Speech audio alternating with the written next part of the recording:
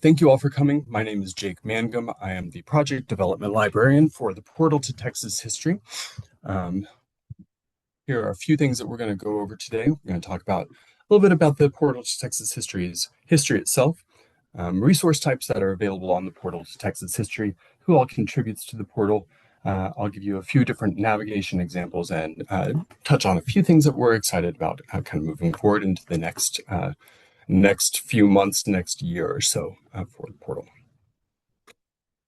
So, starting off, the portal to Texas history began in 2002 with the idea of a single location of preserving a history of at-risk communities, communities that were either at risk for being absorbed by larger communities or kind of being left for those larger communities. When that happens, sometimes those smaller town histories just don't get the same level of attention and preservation that we think that they require. So in 2002, a government documents librarian at the University of North Texas named Cathy Hartman applied for and was awarded a pretty sizable infrastructure grant from the state to create the portal to Texas history. And by 2004, we had a handful of partners and about 8,500 items available on the portal. Since then, it's been 22, almost 23 years. We now have, 2,486,697 total items on the portal, which visible, there are 2.3 million visible items, but these items come out to about 22 million pages or individual files related to those items. And we get about a million uses each month. We're adding roughly 10,000 items, give or take, each month on the portal to Texas history. So we have a wide range of materials available. All in all, we have 36 different media types available on the portal to Texas history. Show you a few of them here. We've got almost 500,000 photographs. These numbers are a little bit old, so it's actually 495,000 photographs plus some. We just have 1.1 million newspaper issues, which comes out to about 13 million pages of newspapers. We have over 150,000 scripts, 94,000 letters, 84,000 maps, 15,000 legislative documents, and 41,000 journals and newsletters. And all of these materials are contributed through various partnerships. We've got almost 550 partners currently contributing to the portal to Texas history. And these are genealogical groups, libraries, archives, universities, private collectors, museums, historical societies and commissions, governmental agencies, and different corporations, as well as private partners and, I said private collectors, sorry, and as well as other different groups that are providing these materials to the portal as well. We have materials pertaining to all 254 counties in the state of Texas.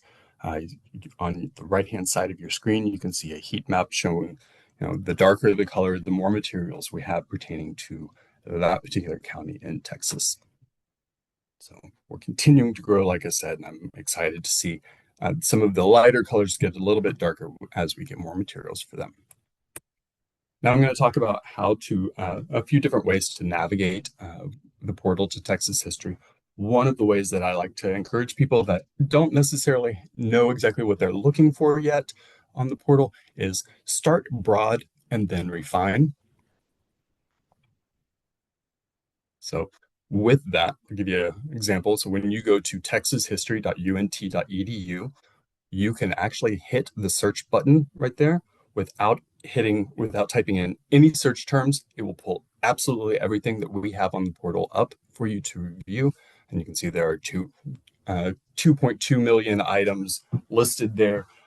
As a librarian, I highly discourage anyone from just starting to hit next page as you move through, because that is going to take you an incredibly long time, and there are much more effective ways of kind of navigating this. So when you see a large number like that, I encourage you to use the facets on the left-hand side to help narrow down your searches a little bit further. I'm going to take you in kind of a quick little tour of a couple of these to kind of illustrate what it looks like for you. well, actually, before I do that, I should also mention that there is also a sort option on the right-hand side, just above the listings, where you can change the view of the items that you want to view, items you want to see. So if you're looking for the oldest items created, the newest items created, the oldest items added to the portal, oldest or first created, first added to the portal, the most recently added to the portal, or title or um, basic matching information. You can choose those different options. But I'm going to focus on the facets on the left-hand side. So starting off with decades, you can see that there are 72 decades listed there for the materials that we have, starting showing you the most recent decade, 2020s, and it kind of works its way backward. You can either type the specific decade that you're looking for in the search bar at the top, or you can scroll down and choose the one that you want. And if you click the 1960s, you can see there are 195,231 items listed in that particular decade.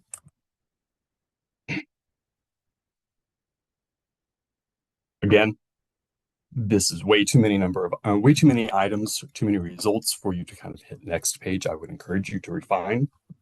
And if you're going to refine just using the facets on the left-hand side, we'll go ahead and use years since we've been started in the time frame. We'll just continue in that time frame.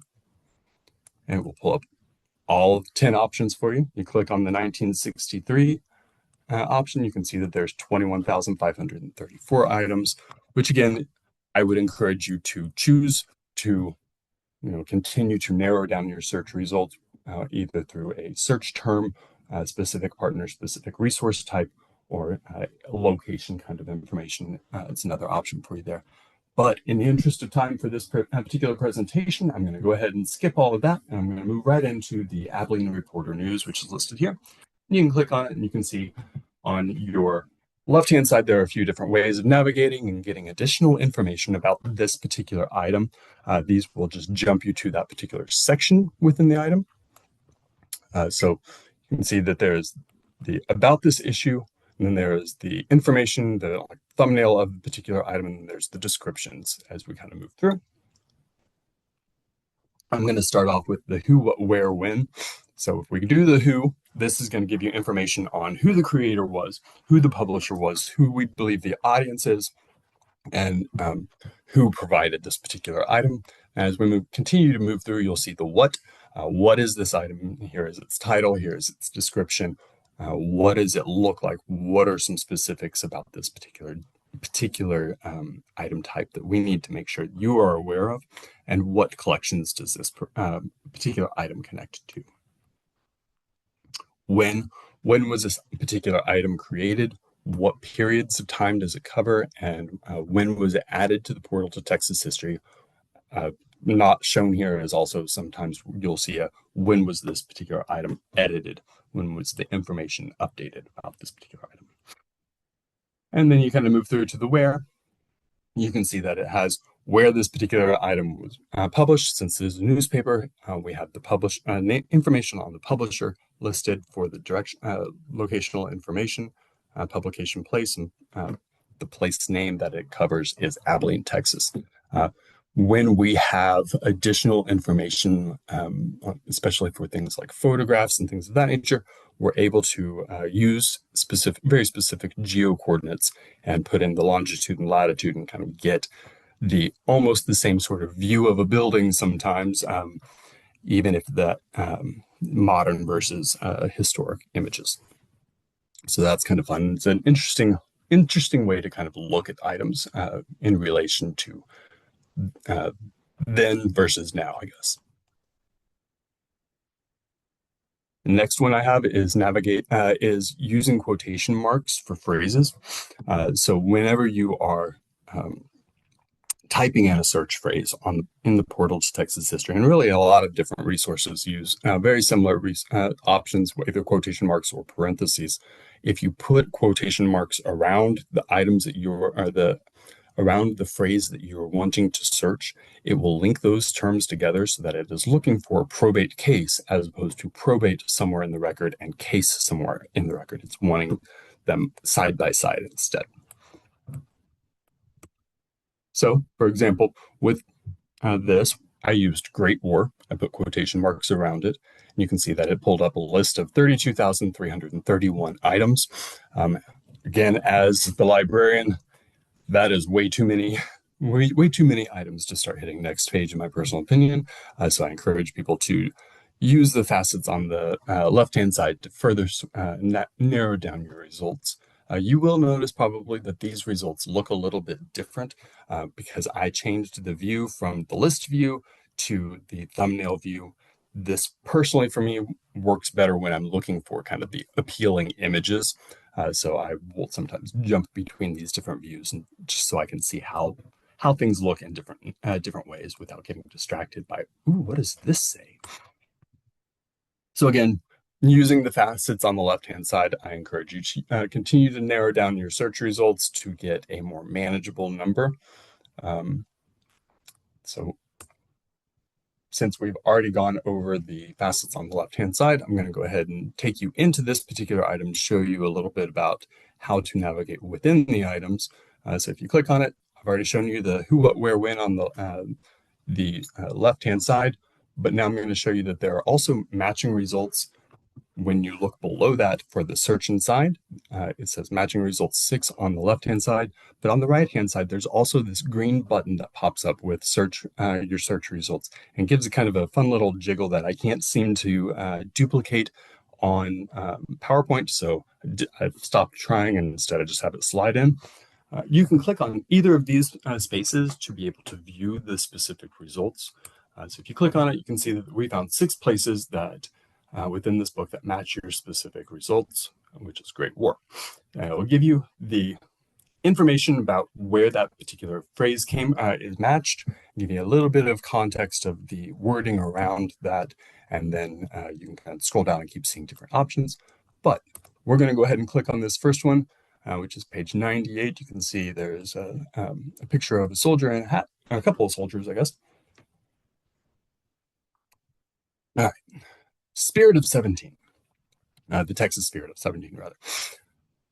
A lot of times you're going to encounter issues where, especially when you're working with things like newspapers or larger items, where we try to get the whole item to show up in this thumbnail, which means that sometimes you're going to not be able to clearly read where the search results are located in that. So when that happens, I encourage you to hit the zoom button and it will take you in a lot more, take you in a lot closer, make it so that you can actually read the item and you can navigate through the item a little bit more easily using either your mouse or using the controls that are on the screen on your top left. But you can see there it's listed, Great War is listed there. All right, and the last one I want to show you is the browsing by subjects. Browsing by subjects works particularly well for things that aren't newspapers, because newspapers, we can't pay students to read every article in a newspaper and assign very specific subject headings to the newspaper articles, but we can get students to read shorter materials or jump through the index and different areas of other items and kind of make subject headings based on that information. So going to the portal to Texas History, which is texashistory.unt.edu, you can click on Explore By. It'll bring you to a page like this. And again, we like to provide the information in a couple of different locations. So when you go to the page, jumped ahead too far on me. It gives you a couple of different locations. You can see that there's all the information in the top and the center, but then also on the left-hand side.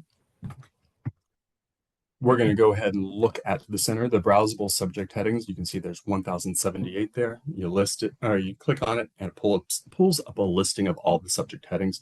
And essentially, there are top-level headings, and then we break them down into more and more details. So you can see that agriculture is a top heading, and then it goes agriculture, domestic animals, cattle, so forth and so on, agriculture, domestic animals, horse, tack.